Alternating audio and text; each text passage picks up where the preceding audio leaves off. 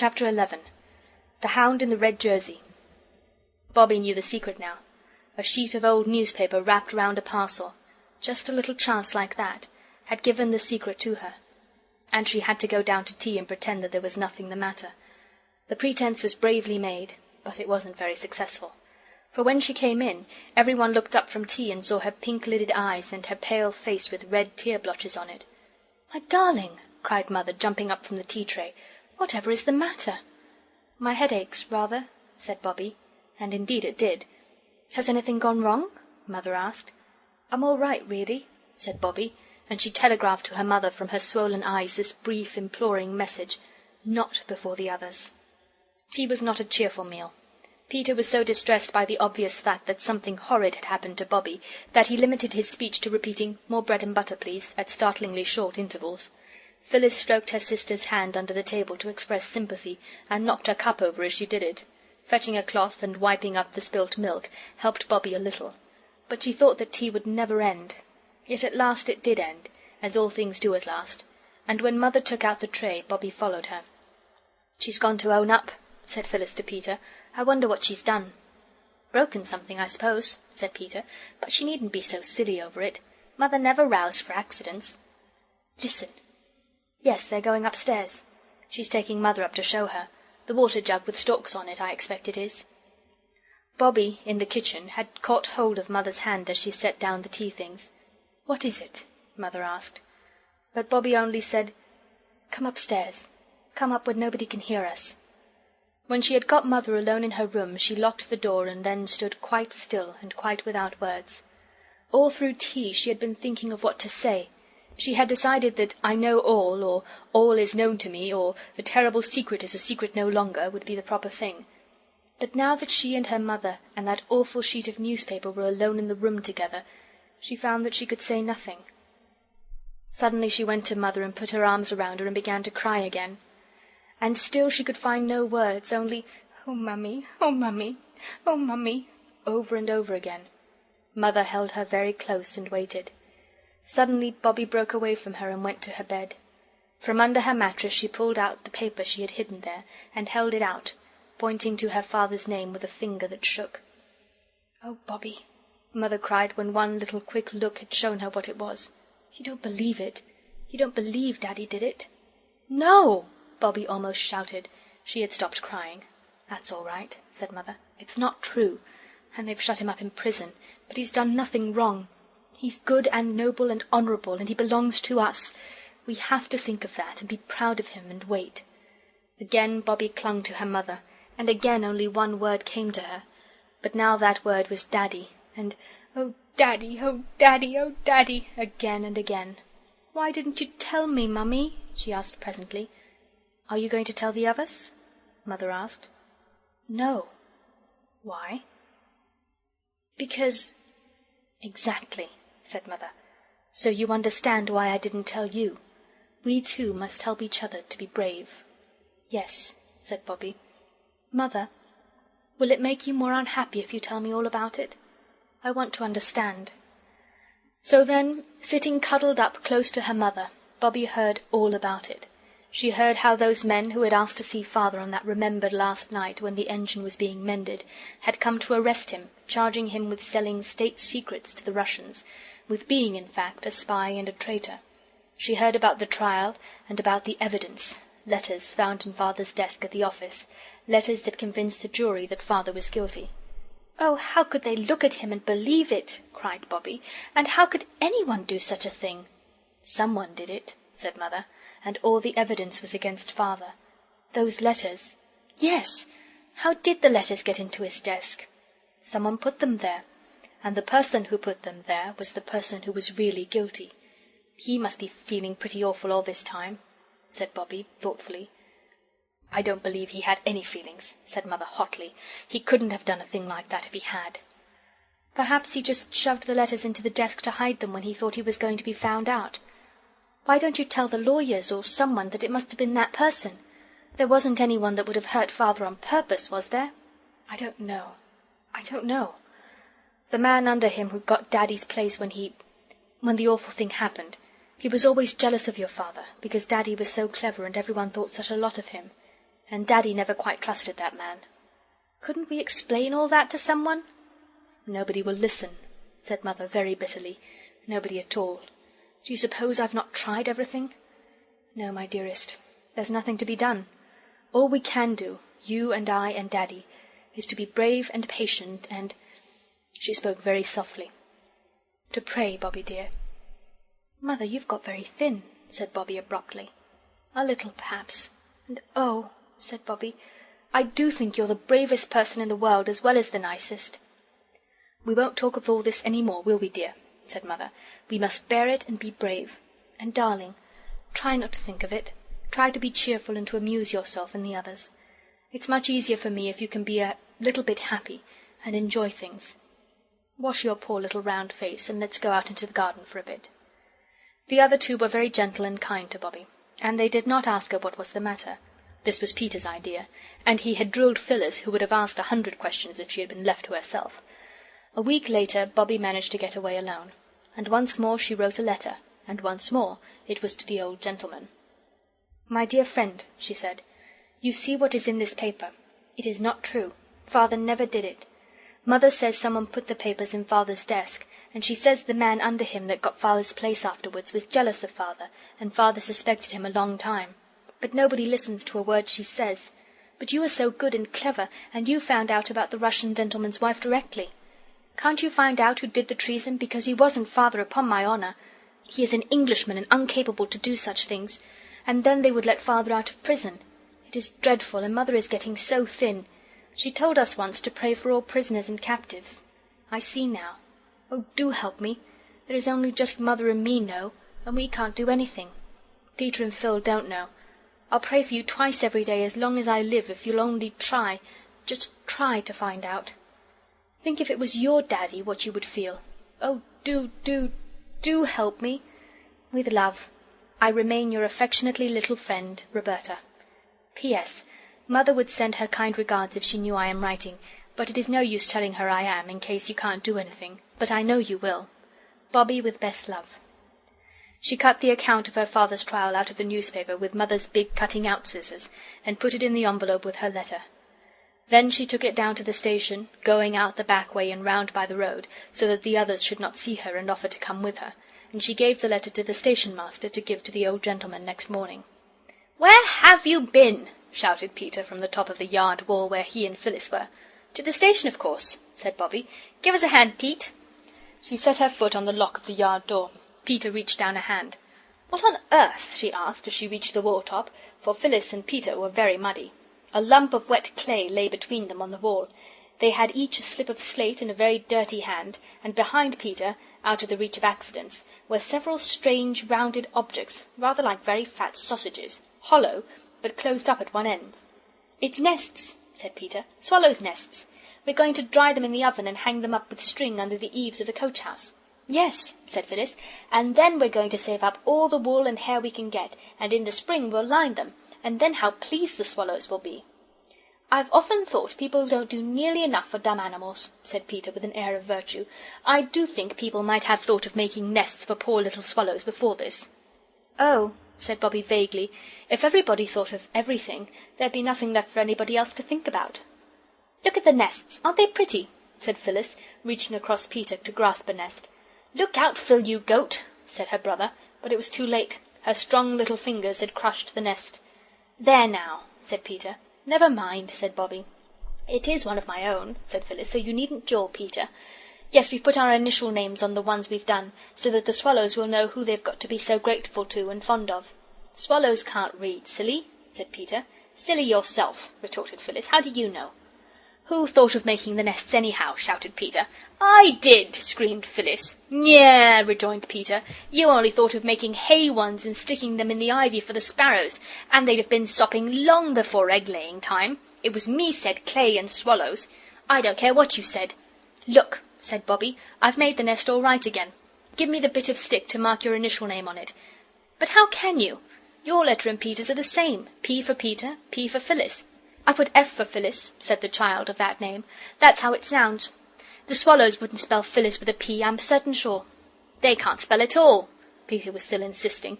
"Then why do you see them always on Christmas cards and Valentines with letters round their necks? How would they know where to go if they couldn't read? That's only in pictures. You never saw one really with letters round its neck." "Well, I have a pigeon then. At least, Daddy told me they did. Only it was under their wings and not round their necks, but it comes to the same thing, and—" "I say," interrupted Bobby, "there's to be a paper chase tomorrow." "Who?" Peter asked. "Grammar school. Perks thinks the hare will go along by the line at first. We might go along the cutting. You can see a long way from there." The paper chase was found to be a more amusing subject of conversation than the reading powers of swallows. Bobby had hoped it might be. And next morning Mother let them take their lunch and go out for the day to see the paper chase. "If we go to the cutting," said Peter, "we shall see the workmen, even if we miss the paper chase." Of course it had taken some time to get the line clear from the rocks and earth and trees that had fallen on it when the great landslip happened.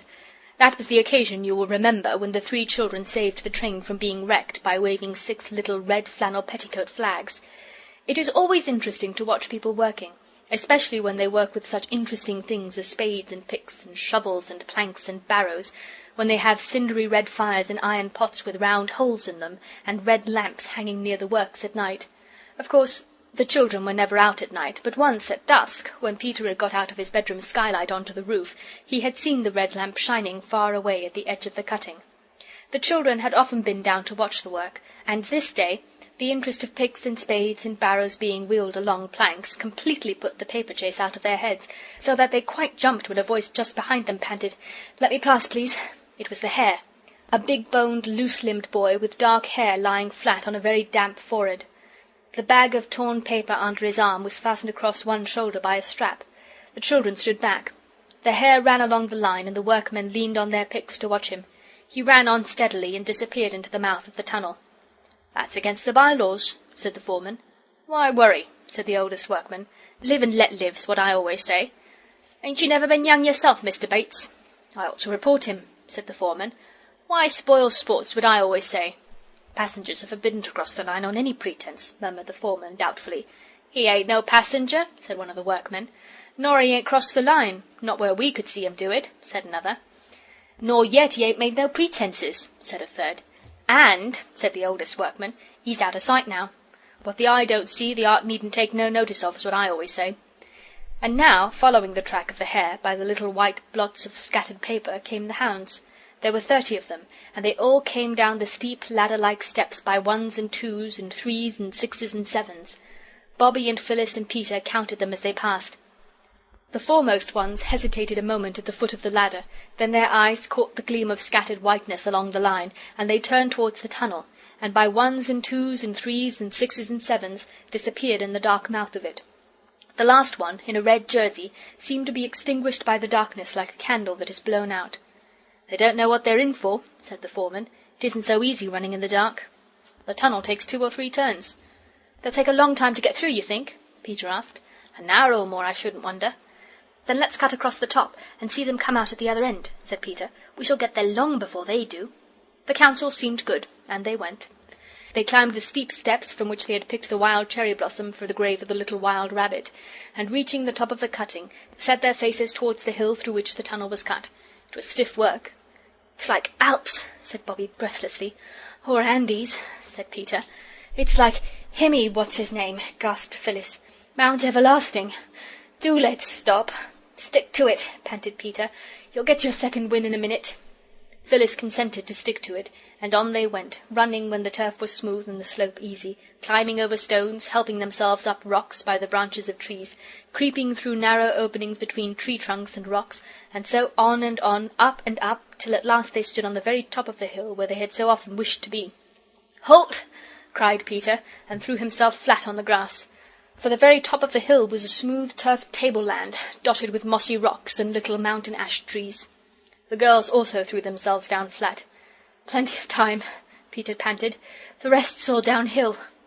When they were rested enough to sit up and look round them, Bobby cried, "Oh, look!" "What at?" said Phyllis. "The view," said Bobby. "I hate views," said Phyllis. "Don't you, Peter?" "Let's get on," said Peter. "But this isn't like a view they take you to in carriages when you're at the seaside, all sea and sand and bare hills. It's like the coloured counties in one of Mother's poetry books." "It's not so dusty," said Peter. "Look at the aqueduct straddling slap across the valley like a giant centipede, and then the towns sticking their church spires up out of the trees like pens out of an inkstand. I think it's more like, 'There could he see the banners of 12 fair cities shine.'" "I love it," said Bobbie. "It's worth the climb." "The paper chase is worth the climb," said Phyllis, "if we don't lose it. Let's get on. It's all downhill now." "I said that 10 minutes ago," said Peter.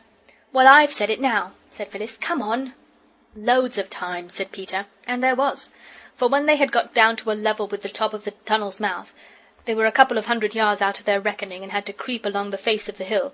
There was no sign of the hare or the hounds. "They've gone long ago, of course," said Phyllis, as they leaned on the brick parapet above the tunnel.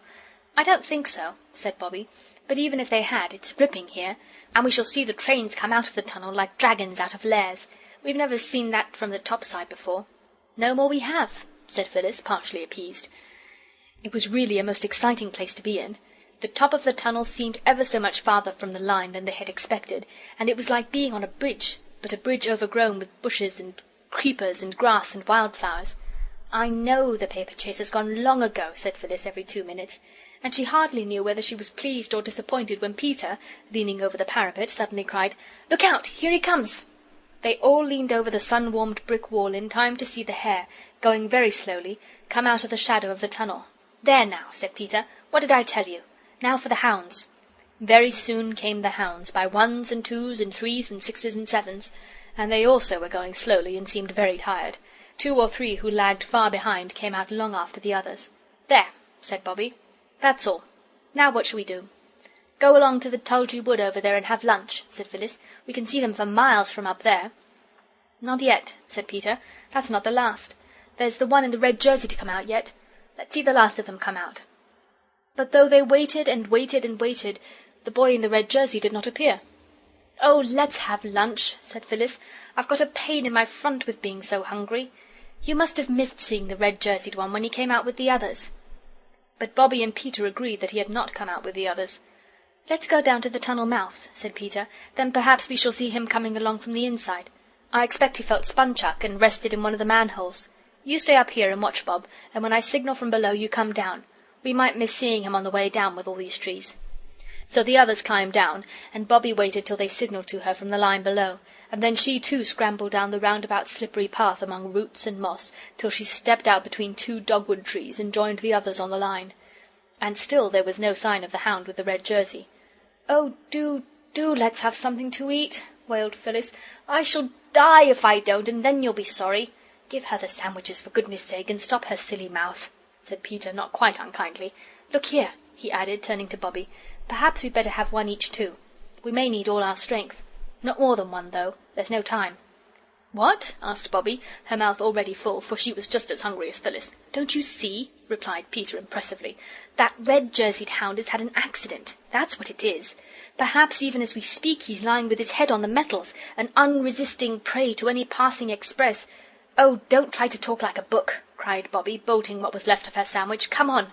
Phil, keep close behind me, and if a train comes, stand flat against the tunnel wall and hold your petticoats close to you." "Give me one more sandwich," pleaded Phyllis, "and I will." "I'm going first," said Peter. "It was my idea," and he went. Of course you know what going into a tunnel is like. The engine gives a scream, and then suddenly the noise of the running, rattling train changes and grows different and much louder. Grown-up people pull up the windows and hold them by the strap. The railway carriage suddenly grows like night, with lamps, of course, unless you're in a slow local train, in which case lamps are not always provided. Then by and by the darkness outside the carriage window is touched by puffs of cloudy whiteness. Then you see a blue light on the walls of the tunnel. Then the sound of the moving train changes once more, and you are out in the good open air again, and grown-ups let the straps go. The windows, all dim with the yellow breath of the tunnel, rattle down into their places, and you see once more the dip and catch of the telegraph wires beside the line, and the straight-cut hawthorn edges, with the tiny baby trees growing up out of them every 30 yards. All this, of course, is what a tunnel means when you're in a train, but everything is quite different when you walk into a tunnel on your own feet, and tread on shifting, sliding stones and gravel on a path that curves downwards from the shining metals to the wall. Then you see slimy, oozy trickles of water running down the inside of the tunnel, and you notice that the bricks are not red or brown, as they are at the tunnel's mouth, but dull, sticky, sickly green. Your voice, when you speak, is quite changed from what it was out in the sunshine, and it is a long time before the tunnel is quite dark."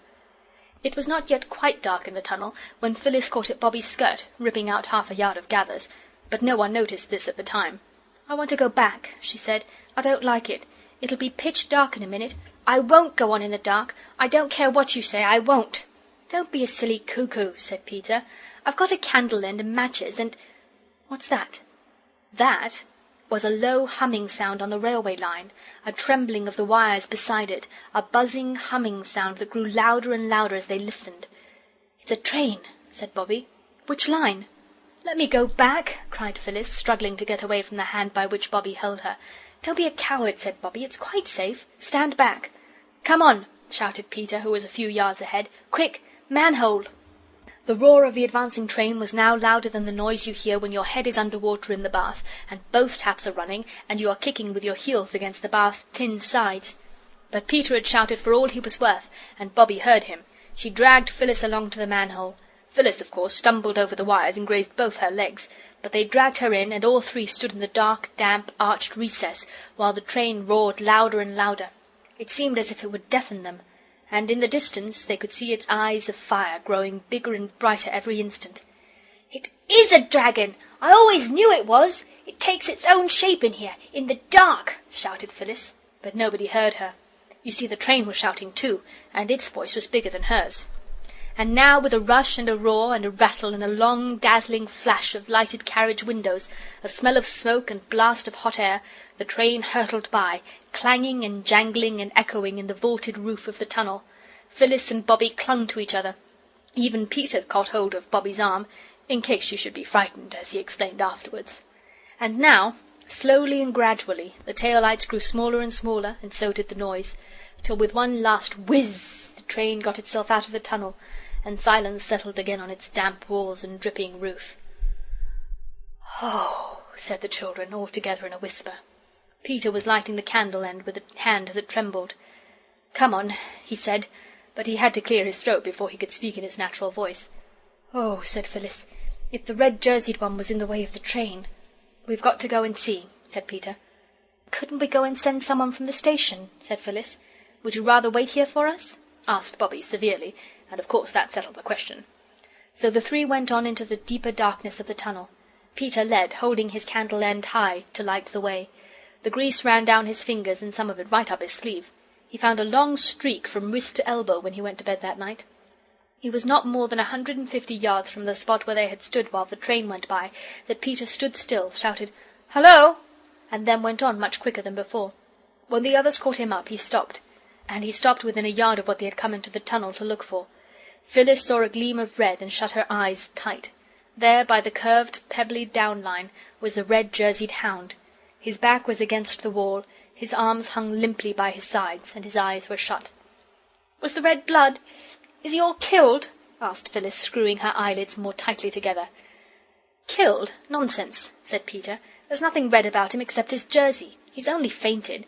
What on earth are we to do?" "Can we move him?" asked Bobby. "I don't know. He's a big chap." "Suppose we bathe his forehead with water?" "No, I know we haven't any, but milk's just as wet. There's a whole bottle." "Yes," said Peter, "and they rub people's hands, I believe." "They burn feathers, I know," said Phyllis. "What's the good of saying that when we haven't any feathers?" "As it happens," said Phyllis in a tone of exasperated triumph, "I've got a shuttlecock in my pocket. So there!" And now Peter rubbed the hands of the red-jerseyed one. Bobby burned the feathers of the shuttlecock one by one under his nose. Phyllis splashed warmish milk on his forehead, and all three kept on saying as fast and as earnestly as they could, "Oh, look up! Speak to me! For my sake, speak!"